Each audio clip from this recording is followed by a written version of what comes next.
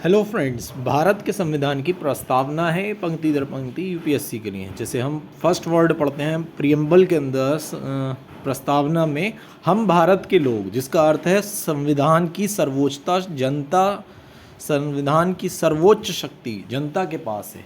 किसकी? संविधान की जो सर्वोच्च शक्ति है वो किसके पास है? जनता के पास है। कोई राजा, विदेशी सत्ता या संस्था नहीं, जनता ही संविधान की निर्माता है।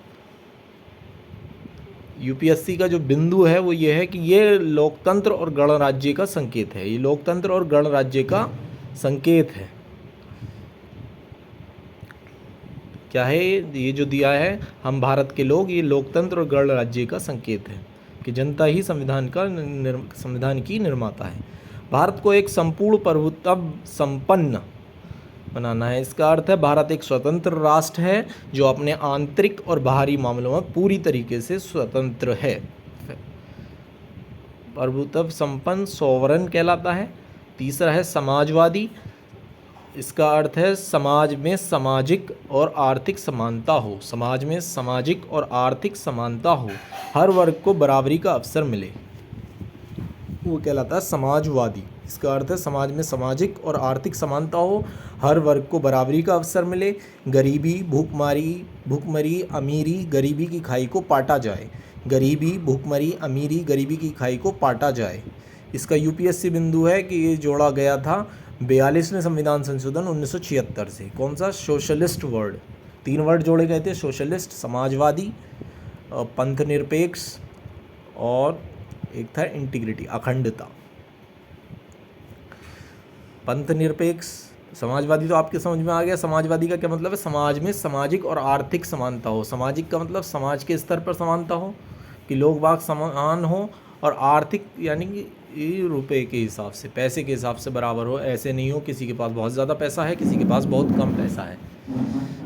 अब जो है हर वर्ग को बराबरी का अवसर मिले।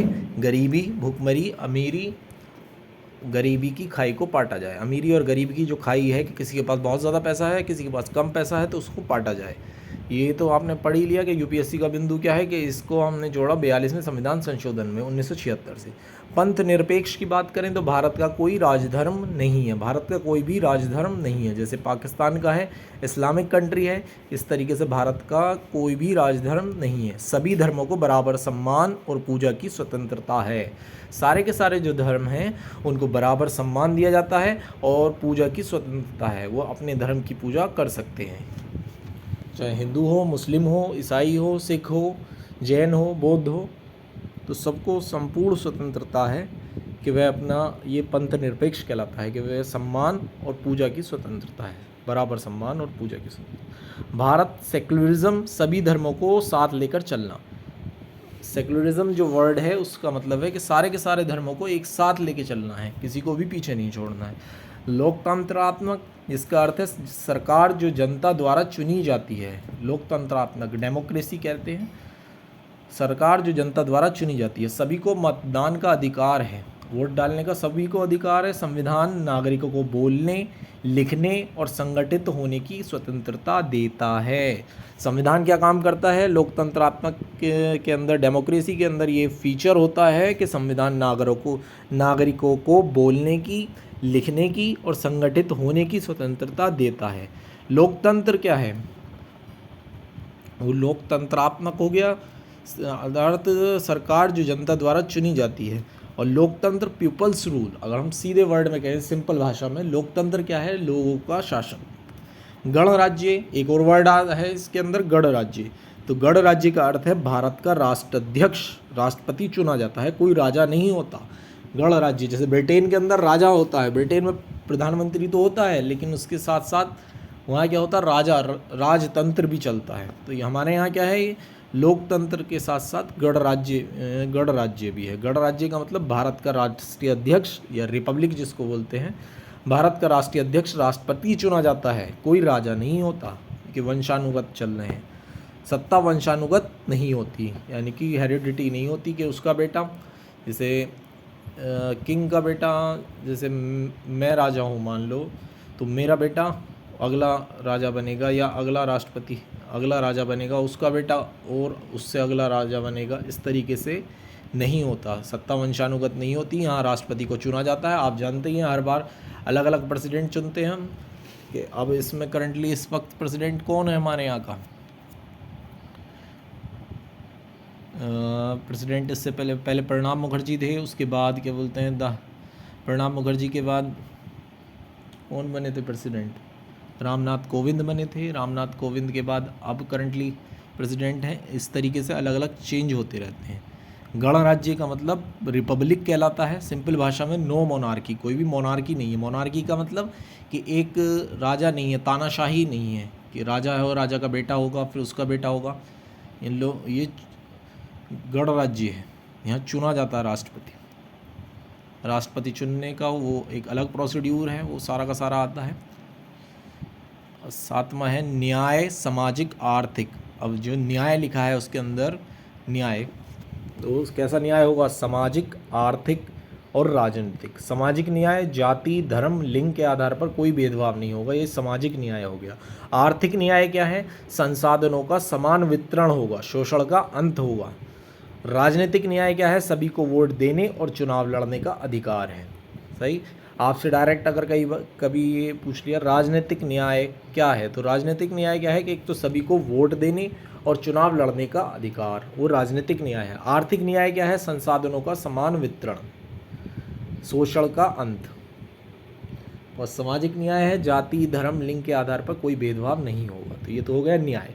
यूपीएससी का बिंदु क्या है इसमें कि ये मूल अधिकारों और नीति निर्देशक सिद्धांतों में झलकता है। आप देख सकते हैं कि ये जो बिंदु बताए हमने, न्याय, सामाजिक, आर्थिक और राजनीतिक, ये मूल अधिकारों के अंदर, फंडामेंटल राइट्स में, और DPSP, directive principle of state policies, नीति निर्देशक तत्व के अंदर सिद्धांतों में झलकता है। इसके बाद है स्वतंत्रता। विचार की स्वतंत्रता, विचार रखने की स्वतंत्रता, अभिव्यक्ति, विश्वास, धर्म और उपासना की। हर व्यक्ति को अपनी सोच, हर व्यक्ति को यह अधिकार है कि वह अपनी सोच बोलने और अपने धर्म को मानने के लिए पूर्ण स्वतंत्र है। हर व्यक्ति को अपनी सोच बोलने और अपने धर्म को मानने के लिए पूर्ण स्वतंत्र है हर व्यक्ति। यूपीएससी का बिंदु अगर हम लें तो संविधान के अनुच्छेद 19 से 22 तक में यह सुनिश्चित किया गया है कि हर व्यक्ति को अपनी सोच बोलने और अपने धर्म को मानने की पूर्ण स्वतंत्रता है। इसके बाद आती है समानता, इक्वालिटी। तो प्रतिष्ठा और अवसर की इक्वालिटी है, प्रतिष्ठा और अवसर की। सभी नागरिक कानून के समक्ष समान हैं, चाहे वो राष्ट्रपति, चाहे वो कोई भी हो, कितने ही बड़े पद पे हो, वो सभी के सभी नागरिक जो हैं कानून के समक्ष समान हैं, किसी के साथ भेदभाव नहीं होगा। तो ये समानता, इक्वालिटी हो गई, प्रतिष्ठा और अवसर की। यूपीएससी बिंदु ये है कि 14 से 18 तक इसकी व्यवस्था की गई है समानता की, प्रतिष्ठा और अवसर की। आप जानते हैं 14 में, 15 में, 16 में, 17 में, 18 में। अब नेक्स्ट है ये बंधुता, फ्रेटर्निटी। व्यक्ति की गरिमा और राष्ट्र की एकता और अखंडता सुनिश्चित करने वाली है। बंधुता व्यक्ति की गरिमा और राष्ट्र की एकता और अखंडता सुनिश्चित करने वाली, सभी में भाईचारे की भावना हो, व्यक्ति की इज्जत और देश की एकता व अखंडता बनी रहे। यूपीएससी का बिंदु है कि भारत की विविधता को एकजुट रखने की भावना बंधुता के अंदर आती है। हम अपनी इस संविधान सभा में तारीख 26 नवंबर 1949 इसी दिन संविधान को स्वीकार और अधिनियमित किया गया। कोई भी कानून जब कॉन्स्टिट्यूएंट असेंबली से, जैसे अब संसद है, संसद से पास हो जाता है तो वह अधिनियमित कहलाता है। तो इसी तरीके से ये संविधान को स्वीकार कर लिया गया 26 नवंबर 1949 को, और अधिनियमित भी कर दिया गया। यह दिन संविधान दिवस के रूप में मनाते हैं हम। कौन सा दिन मनाते हैं? क्योंकि 26 नवंबर 1949 को ये हुआ था स्वीकार और अधिनियमित, इसी वजह से हम 26 नवंबर को संविधान दिवस के रूप में मनाते हैं। यह संविधान अंगीकृत, अधिनियमित और आत्मर्पित करते हैं। भारत के लोग स्वयं को यह संविधान देते हैं, किसी थोपे हुए शासन से नहीं। क्या है? यह संविधान अंगीकृत, अधिनियमित और आत्म अर्पित करते हैं, यानी कि भारत के लोग स्वयं अपने आप को यह संविधान देते हैं और किसी थोपे हुए शासन से नहीं। यूपीएससी का बिंदु क्या है? यह जनता की संप्रभुता का प्रतीक है, यह जनता की संप्रभुता का प्रतीक है। अगर इसके सारांश की बात कर लें रिवीजन के लिए, तो प्रभुत्व संपन्न क्या हो गया? स्वतंत्रता। सोवर्निटी क्या हो गई? स्वतंत्रता। कि हम किसी भी देश का हमारे ऊपर दबाव नहीं है, हम अपने फैसले जो हैं खुद ले सकते हैं। समाजवादी समानता और कल्याण, समानता और कल्याण। पंथ निरपेक्ष ये हो जाएगा सभी धर्मों का सम्मान, सभी धर्मों का सम्मान। लोकतंत्रात्मक जनता की सरकार, लोकतंत्रात्मक जनता की सरकार। गणराज्य राष्ट्रपति चुना जाता है, गणराज्य के अंदर राजा नहीं होता कोई, राष्ट्रपति चुना जाता है।